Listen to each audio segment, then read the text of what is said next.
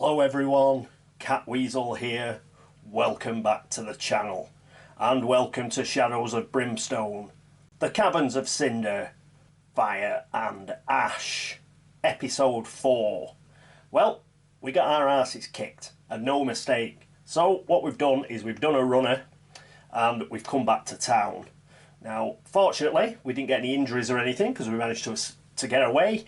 So the usual things happened. We've healed up, so all our sanity and all our health are back.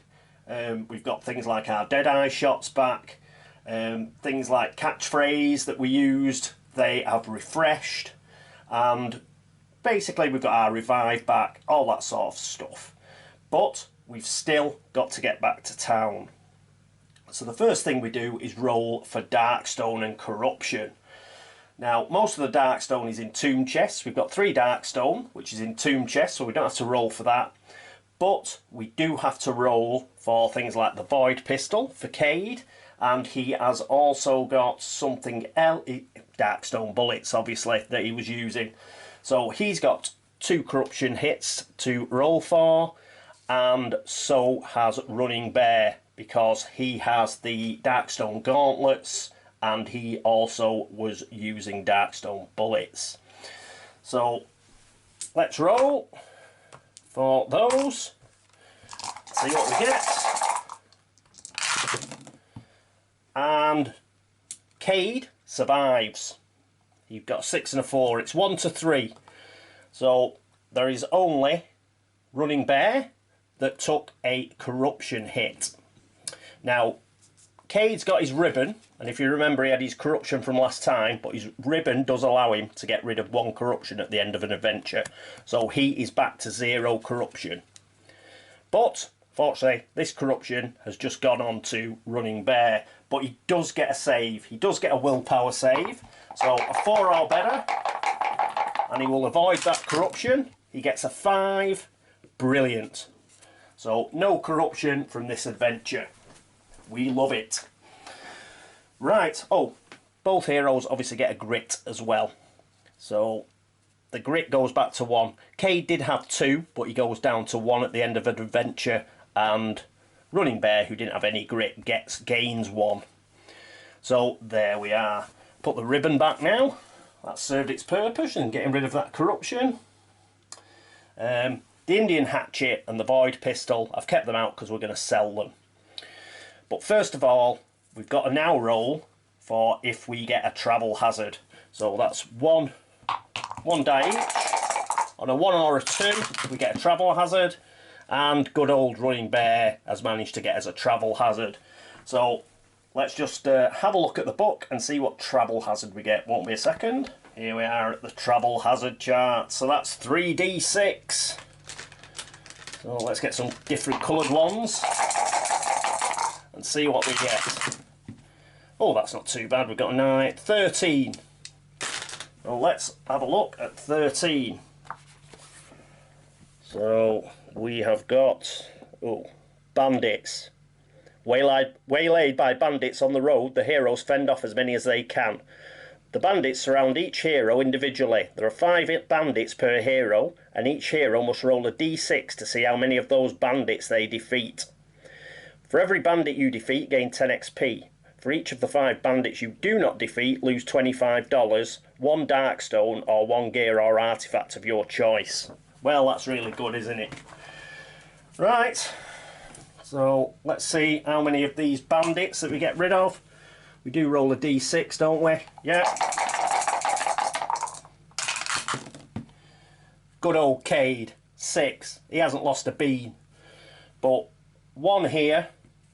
So that was 50 XP for Cade, because he beat all 5 of them. So let's add that to the stash. Running Bear only managed to defeat 1, so he only gets 10 XP. And that leaves 4 others. So 4 others, and he's going to pay the fine. I don't think he's not going to lose Darkstone or anything. So 4 others is $100. So he loses $100 in the bandit attack. And that is the travel hazard dealt with. Brilliant.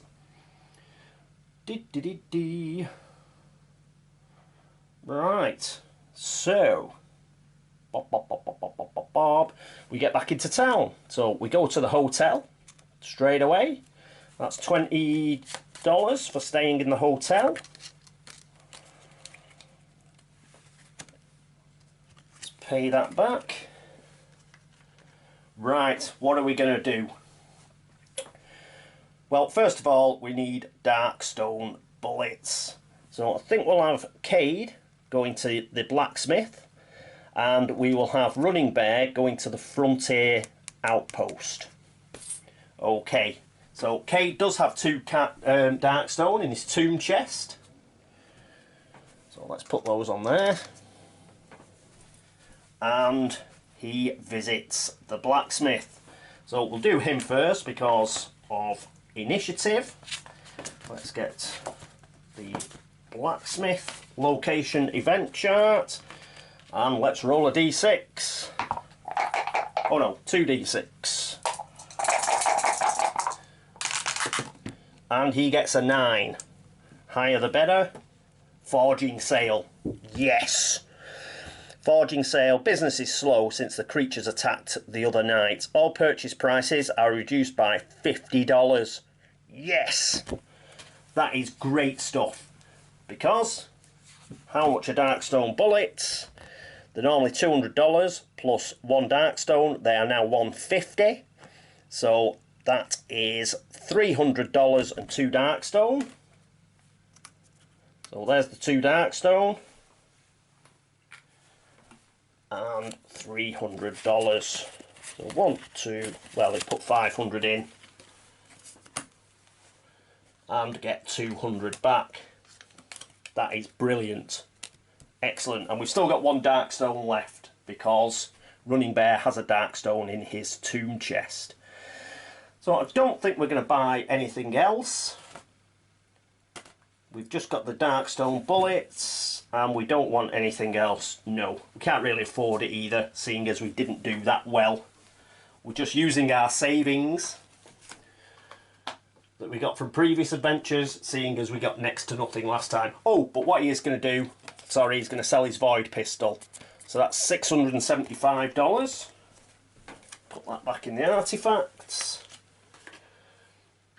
So 5, 600 and 75. He's decided not to keep it. So he's done that, and he will go back to the hotel. Next up, we have Running Bear in the Frontier Outpost. So let's have a look, and we find the Frontier Outpost here. Here it is. So let's roll 2d6. Whoop. Another 9.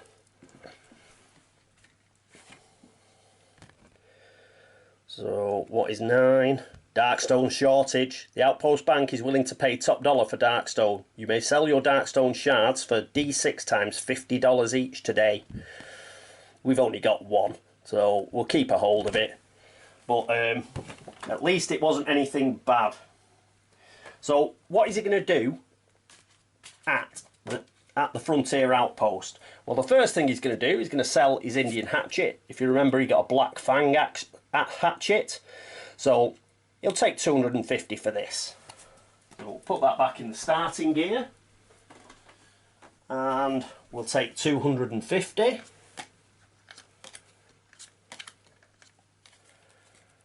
Pretty good. And he's also going to turn in the bounty. If you remember, we killed 12 hellbats, so that'll be $300.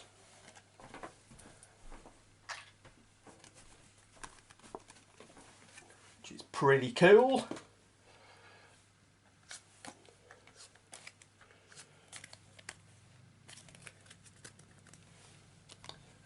Is he going to do anything else at the Frontier Outpost? Yes. He's going to buy dynamite. Obviously, definitely need dynamite, so I'm going to have $400 for 2 dynamites. So the hellbats have paid for most of that dynamite.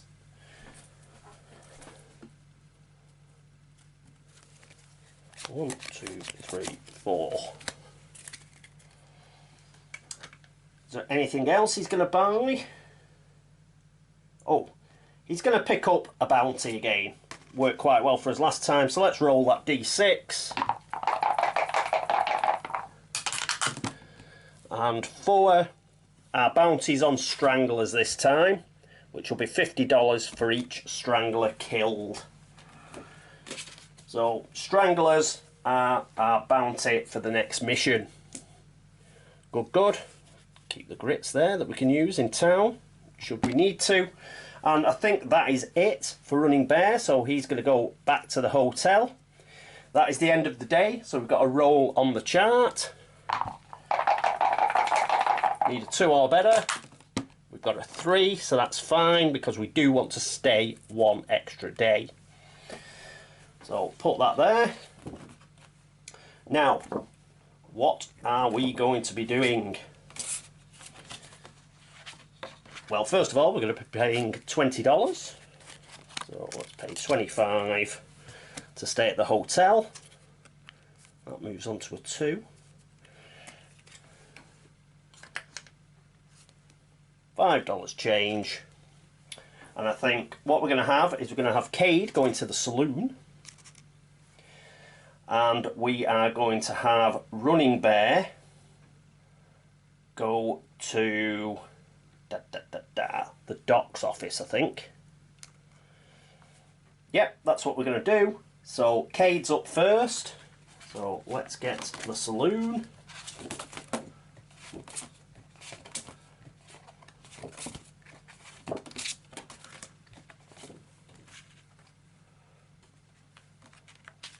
There's the saloon. Let's roll those 2d6. It's a 6. Dark tidings. There is a sullen mood in the bar as a gloomy patron tells you of the stagecoach torn to pieces by a swarm of hellbats on the road into town. Start the next adventure with 1 less grit than normal. Bah! Right. Not bad.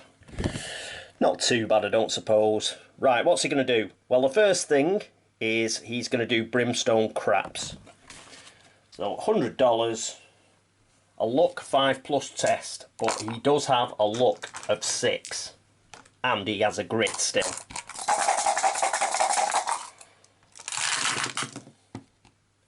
And that's a good job because he didn't get a single 5+. So he's going to have another go. He's going to use his grit and re-roll all these. And that's miles better. So 1, 2, 3, 4. That's $400, which is really $300 because he had to put 100 in. So it's $300, which is good because we want to use this to buy some stuff. What is he going to buy? Well, first of all, he's going to buy 2 whiskies for $50, so that's 100. And is there anything else? Well, it's just whiskey, isn't it? Yeah, just whiskey. He's not going to bother with the casual. He might do the casual poker. Let's get the whiskey first. So, whiskey. 2 bottles.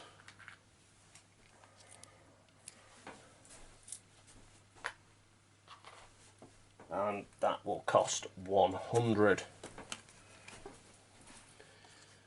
Next, yeah, he'll do the casual poker, he may as well. His cunning isn't that good, it's only 3, but let's give it a go. Cunning 5+ test.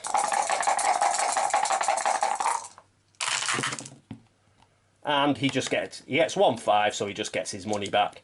Right, so that is it for Cade. We've still got a grit there for Running Bear.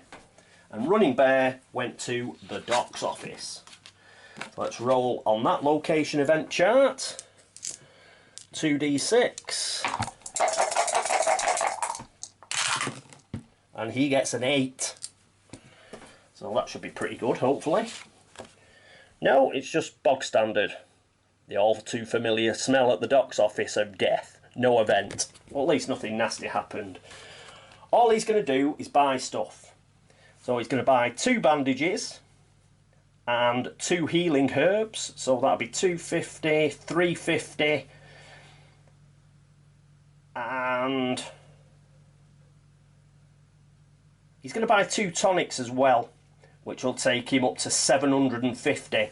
The reason we're buying tonic is that'll help us, because we've got to start the next adventure with no grit, but it doesn't say anything about tonic, so we're going to buy tonic to offset the fact we can't start the next adventure with any grit. So that's 750 for 2 each of those. So there's 200. I've got 500 in here somewhere. I have. So 700 and 50. So it's a good job we sold quite a bit of stuff. So let's put this back in the bank. And 2 bandages, 2 herbs, and 2 tonics.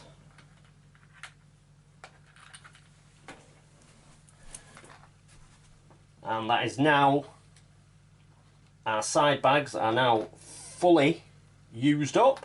We can't put anything else in our side bags.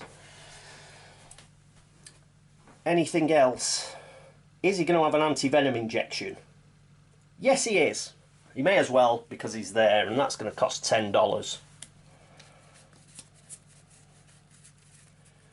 So I've got 2 5s there. There we go. So, anti-venom injection for Running Bear, who then comes back here. Right, are we going to stay another day? Don't think there's anything else really to do. I mean, we could stay another day, but it'd only be for Cade to go to the doc's office to get an anti-venom injection. He's gonna try and look it out. He's not gonna bother. So what we're gonna do is we're not gonna stay another night. We've had enough, and we ride out of town. Running Bear loses that grit because we can't start the next adventure with any grit, but we have got a tonic each, which I think is allowed. Right, so that's the end of the town visit. Fortunately, it was a lot less exciting than the last mission was, thankfully. What we're going to do is we're not going to go back and do exactly the same mission. As usual, I'm going to, sort of play 2 scenarios. It's easier for setting things up and everything. We are going to go back, but we're going to play a different scenario. And the reason for that is scenario 6 actually starts in the Caverns of Cinder. So we're guaranteed, no matter how many ambushes or whatever happens, you will get to see the Caverns of Cinder if we play scenario 6. So that's what we're going to do, because it will start actually in the Caverns of Cinder. So I'll go through that actually when we start it next time. But that is it for Fire and Ash, such as it was. We did escape with our lives and no injuries. Unfortunately, we managed to sell some stuff and we were able to stock up again. So we lived to fight again. I will make some changes next time to the scaling. I've had a few ideas, and not only for improving the scaling, but also for making this a bit easier for me. This is a game with a bit of bookkeeping. This is why I only run 2 heroes, to be honest. When you start running 3 or 4 heroes, it just gets a pain to remember everything, and it's not, with operating a camera and everything as well, it's not fun. So I prefer to do it with 2 heroes. There's nothing against the game. Normally anybody playing this game would just be playing a single hero as part of a few people. A single hero, fine. The bookkeeping isn't a problem whatsoever. 2, the bookkeeping isn't a problem, but once you start getting 3 or 4, it is a bit of a pain in the rear end. So I want to keep that to a minimum. So I've had a look at where we're having the problem with scaling and pretty much think it's Cade and his quick draw. I'm going to keep the medium threats, but I think Cade, when he quick draws, he's not going to be able to shoot 5 times. As it stands, that trusty pistol uses his agility for shots and he gets 5 shots. He will still get 5 shots normally. I think that's fair enough. It's a good pistol and it's meant to help you out, or revolver, as Log likes to remind us it actually is. That's fine. On normal attacks it is going to use his agility for the number of shots, but on actual quick draw it's only going to use 2. So I'm going to half the number of shots and round it down. If he gets another agility and goes up to 6 shots, then he will get 3 shots. I think that's fair. The main reason why it's been a bit of a doddle is because, one, I've been rolling pretty well with Cade, well, up until the last adventure anyway. So generally we were decimating any enemies before they even got near us. So if I have quick draw down to 2, then I think that will mitigate that somewhat. And additionally, we're not going to do brutal. Brutal is a bit too hard. I think you do need to be 5th level in order to be taking on brutal enemies. So we're going to go back to what they should be at, which is normal side with 2 elite abilities. But we are keeping the medium threat. We should be at low threat, but we're doing medium, and I have nerfed his quick draw a bit. I'm thinking that will make it a lot easier for me to run. Additionally, another good idea that Log had was surrounding the elite abilities. Again, it's another little bookkeeping thing, which on its own is fine if it's just 1 enemy. But if you end up getting 3 enemies and stuff like that, and it's just one after another, you're constantly like going on and you're constantly getting different elite abilities and stuff like that. What I may do, just to make it easier for myself, because don't forget, I'm actually doing all the commentary, I'm doing all the actual videoing as well. I think right at the beginning of the adventure what I'll do is just roll 2d6. Whatever numbers that come up, whatever monsters I get, those will be the elite abilities they get all through that adventure. I make no apologies for it, it just makes it easier for me, and I've got enough to do. So if I do that, hope that should cut down on continually have to do these little bookkeepy things, which are frankly boring. So that's what I'll do as regards the elite abilities. So a nerf of Cade and his quick draw, we're going to keep medium threats, and we are going to go back to normal difficulty on the monsters with 2 elite abilities, but I will roll what those abilities are right at the start, and then whatever monster we get, those will be the ability numbers that we use throughout the adventure. Right, I'll leave the description of the adventure till it actually comes up, probably the end of this week, something like that. But thank you once again for joining us on Fire and Dash, and hopefully we will get to see the Caverns of Cinder next time, because we're actually going to start in the Caverns of Cinder. So until then, thank you very much for watching. Thank you very much for all your subscriptions, for all the comments, for all the tips and the ideas, and for sticking with me through what was a pretty horrible adventure, where we didn't actually get to do much exploring or anything.